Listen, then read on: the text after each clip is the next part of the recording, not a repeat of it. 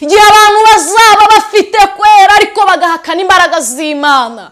Ibyo nibyo bihe tugezemo. Satani akakwereka ko gusenga ntacyo bimaze, akakwereka ko n'igihe wasengeye nta kintu wabonye, kuko nubwo twambaye umubiri upfa, umubiri urwara, umubiri usonza, umubiri uhura n'ibibazo, umubiri uhura n'ibigeragezo. Kimwe mu bintu bikuranga ko watakaje izi ntwaro, nimba warasengaga hari igihe noneho gusenga bikunanira, warasengaga wiyirije ubusa kubera ko utagifite intwaro z'Imana, kubera ko dukirana n'imbaraga z'ahantu hatabasha kugaragara. Muri iyi minsi abantu bari gukirana n'imbaraga ziri ahantu hatabasha kugaragara, ariko izi mbaraga kubera ko abantu batakaje imbaraga z'umwuka wera, ntabwo bari kumenya ko arizo bari gukina nazo. Buri wese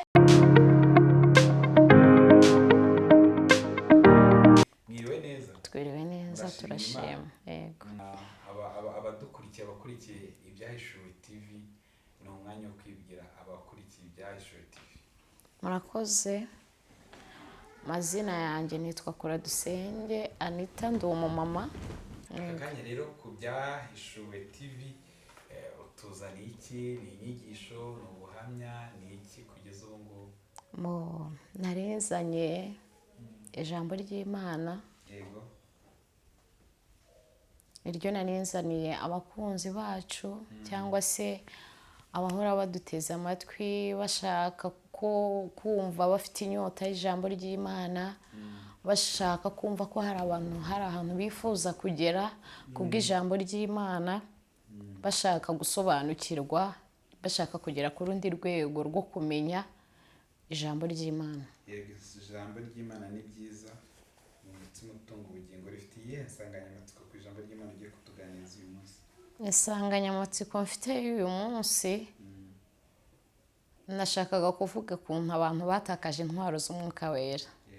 Yego. Ni karibu rero watangira, nimba uratangiza isengesho, nimba utangira udusomera ijambo ry'Imana ukaza gusengera abantu nyuma, simbizi, biraterwa n'uko ubishaka n'uko wabiteguye. Reka nabanza ngasenga kugira ngo umwuka wera bari utuyobora muri iki kiganiro, kugira ngo aze kudufasha ibintu byose bigende neza. Umvaga twatangiza isengesho. Murakoze. Kadusenge. Turagushimye Imana yacu, tugushimiye ko uhorana natwe amanywa ndetse na nijoro. Uhorana natwe, ujya ukora ibyo gukiranuka, urakiranuka, uri umunyembaraga nyinshi, urakomeye ntawe muhwanye, niko Dawidi yabivuze.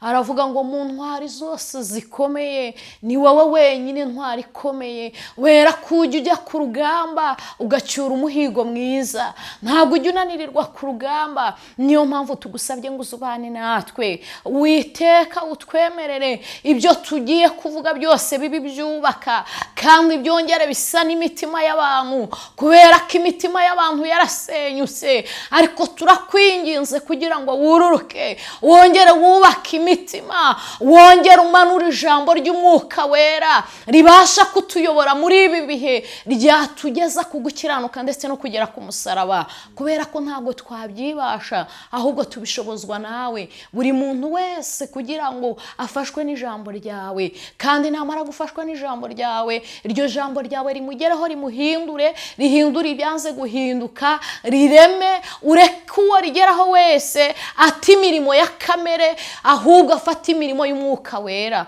kugira ngo abashe gusingira ibyasezeranyijwe. Urakoze kugiye kubana natwe, udufashe muri byose kandi utwiyoborere nk'Imana, kuko twebwe twiyoboye twayoba, ariko nutuyobora ibintu byose biraza kugenda neza. Tubisabye tuzi ko bikora mu izina rya Yesu, amen.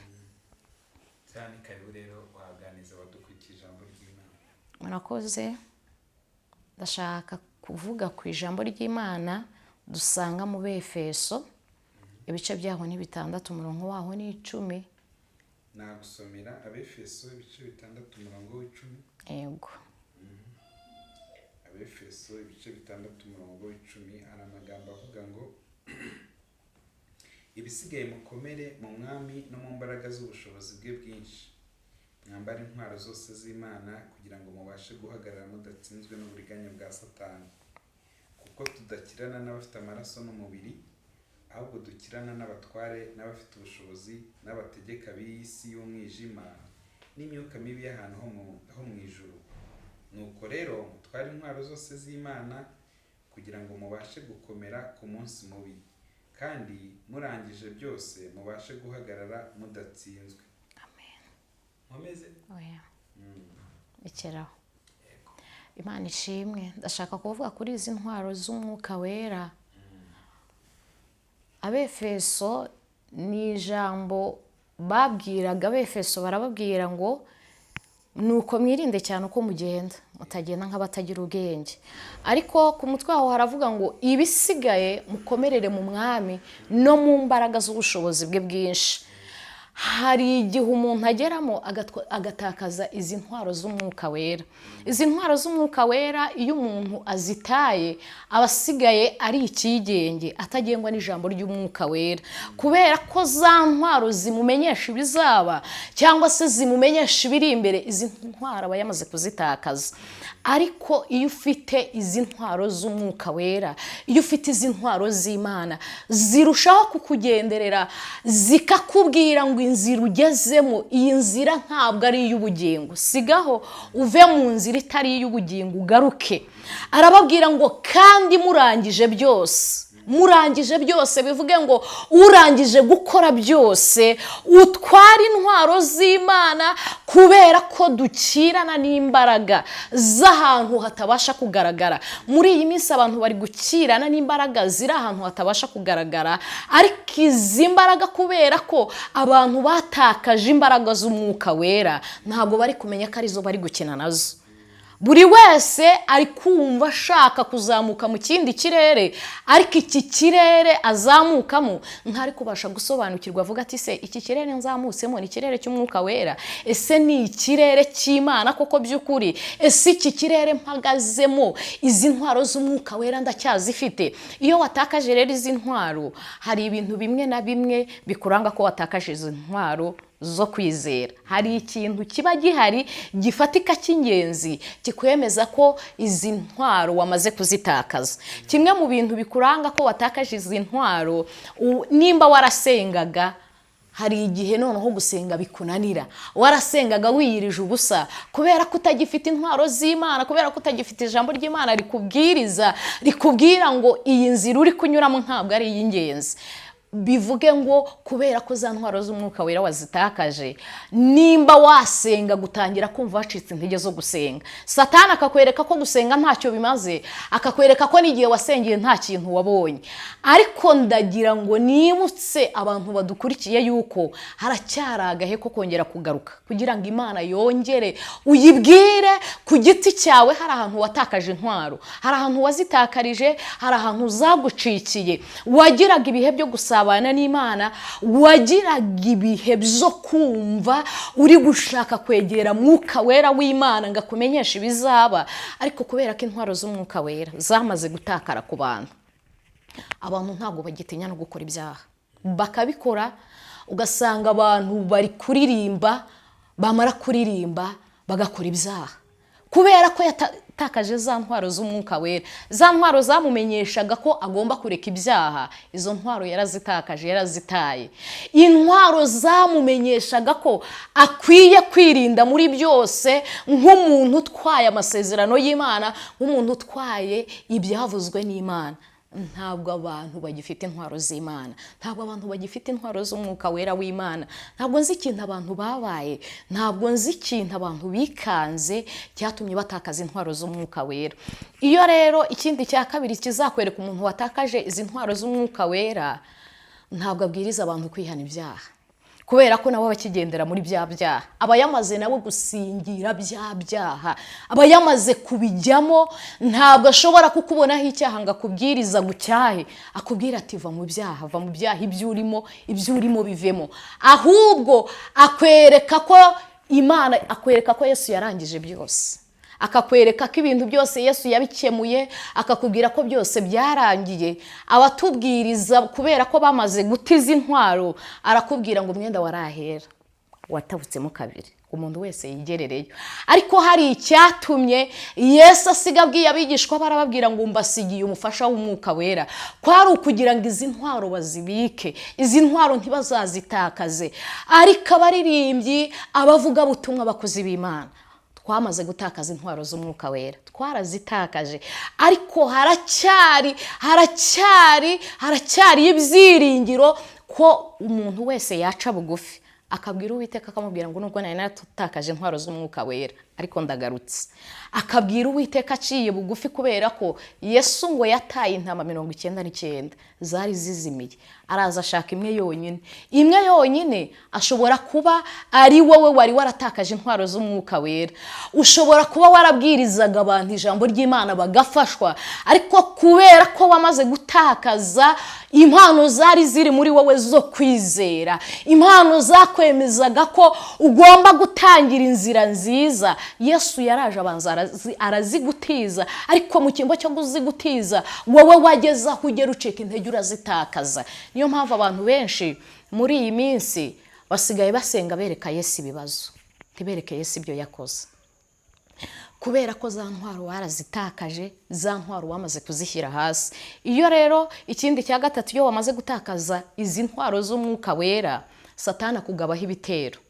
Iyo akugabyeho ibitero, wumva kuzamura isengesho kuri wowe bitagishobotse, ahubwo ukiruka ukajya mu bapfumu, kavuga ati uko byasa kose runaka mwahura, akakubwira ati ariko hari ahantu ushobora kujya, bakagufasha, bakaba ibibazo ufite byarangira. Ibibazo nta handi bijya birangirira buretse kuri Yesu wenyine. Yesu niwe ujya urangiza ibibazo, Yesu niwe ujya ukuraho intambara zose, Yesu niwe ujya ukuraho ibintu byose. Iyo umuntu yamaze gutakaza izi ntwaro za mwuka wera, agenda uko ashaka, abikigenge akagenda uburyo ashatse n'uburyo yifuza. Nta kintu kizima bagikora, nta kintu cyabasha kugukomeza umushakaho ngo ubashe kukibona.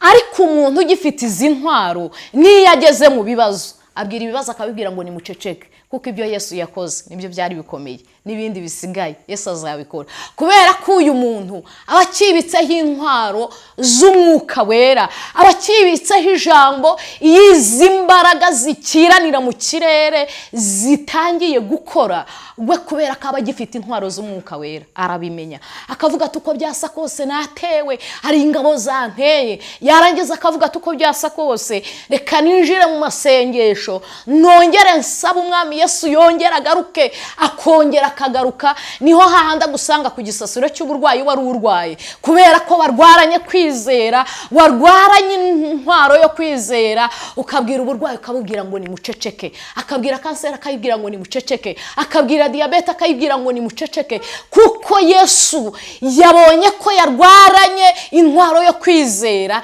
yabonye ko yarwaranye intwaro zo gukiranuka. Yarangiza Yesu akamutindaho, akamuzaho, kubera ko Yesu yegeze asanga Hezekiya yarwaranye izi ntwaro, ngo amaze kumugeraho aramubwira ngo tanga iby'inzu yawe kuko ugiye gupfa.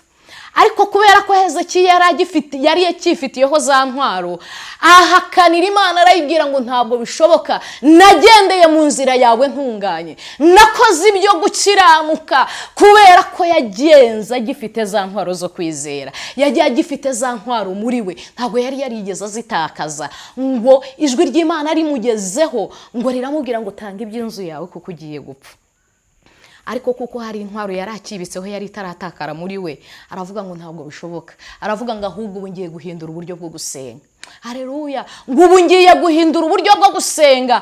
Ngo arahindukira areba ivure, abwira Uwiteka, aramubwira ngo ibuka imirimo yose nakoze nkiranutse, nagendeye mu bitunganye, nakoze iby'ijambo ryawe byansabaga, ntabwo niyandurishije ibyo kurya by'ibwami, ntabwo nigeze niyanduza. Ngo asenze ikirere cy'ubutabazi bw'Imana kirakinguka, kikimara gukinguka ngo ijwi ryongera rimugarukaho, riramubwira ngo numvishe kwinginga kwawe, numvishe gutaka kwawe, ngo Uwiteka mwongereraho indi myaka 15, ariko icyambabaje nuko iyi myaka 15 itigeze imuviramo umusaruro mwiza, yamuviriyemo umusaruro mubi, kuko yahagurutse kuri cya gisasiro cy'uburwayi ahatakaje intwaro yari afite zo kwizera, ngo akora ibyangwa n'amaso y'Uwiteka, yihakana Imana, akora ibyaha mu buryo bukomeye, ku buryo ngo yapfuye amaze kwiyanduza mu buryo bwose bushoboka. Hari igihe Imana ikongerera iminsi yo kubaho kubera ko yabonye ko ugifite izi ntwaro, warangiza ugateshuka ku mugambi w'Imana, ukaba witandukanyije n'umugambi w'Imana. Ariko ndabwira abadukurikiye aka kanya, kugira ngo nimba hari umuntu waba waratakaje izi ntwaro bitewe n'ibihe byamugezeho, bitewe n'uburyo ki Satani yamujeho akamwihebesha, nawe ubwe ntabashe kurebesha amaso y'umubiri, ngo arebe nimba ari Satani uri kumurwanya, ngo ahindukire yongera azamuke mu kirere cy'uburyo bw'umwuka wera, amenye ngo uko byasa kose uyu ni umwanzi ungenza, kugira ngo ntakaze intwaro zanjye. Ndamwinginze kugira ngo yongere agaruke, kuko Yesu ateze amaboko. Yesu aracyateze amaboko, kubera ko nta muntu n'umwe Yesu yegeze yanga, kubera ko yaje muri iyi si kugira ngo twese adupfire tubone ubugingo, tubone kubaho by'iteka. Kuko nubwo twambaye umubiri upfa, umubiri urwara, umubiri usonza, umubiri uhura n'ibibazo, umubiri uhura n'ibigeragezo, ariko hari undi muntu mushya muri twebwe ukwiye no kurwanisha izi ntwaro, ukamubwira uyu muntu w'imbere akongera akabyuka akagufasha. Hari umuntu dufite utajya upfa, hari umuntu dufite Satani atajya arwanya ngo byemere, kubera ko uyu muntu ni Kristo Yesu uba muri twebwe, utumenyesha, kuko uyu mwuka tuvugisha nibwo bugingo, ni nawe Yesu Kristo. Uyu mwuka tuvugisha iyo washize, ibintu byose biba byarangiye, ibintu byose biba byashize. Nicyo kikwemeza ko iyo uyu mwuka utakiriho, umuntu aba yamaze kurangira. Ariko kubera ko muri twe dufitemo umuntu wacu w'imbere uturwanira uko bwije n'uko bukeye, utuyobora inzira yo gukiranuka, utuyobora muri byose, utubwira ngo ngera ugaruke ndagushaka ndagukeneye, uyu muntu w'imbere aracyabasha kugushaka, ariwe Kristo Yesu. Ateze ibiganza, arindiriye ko waza, kuko nta cyaha na kimwe Yesu atababarira ku muntu wifuje guca bugufi. Gihe abantu bazaba bafite kwera ariko bagahakana imbaraga z'Imana, ibyo nibyo bihe tugezemo. Ariko ndakwinginze kugira ngo buri muntu wese utsinzwe n'ijambo ryawe, mwongerera izindi mbaraga, umukomeze, wongere amaraso yawe, wongere uyamutonyangirize, yongere yambara imbaraga zo gutsinda umwanzi Satani, wongere umubere inkomezi, wongere umwambutse mu bihe bisa n'ibi. Haleluya!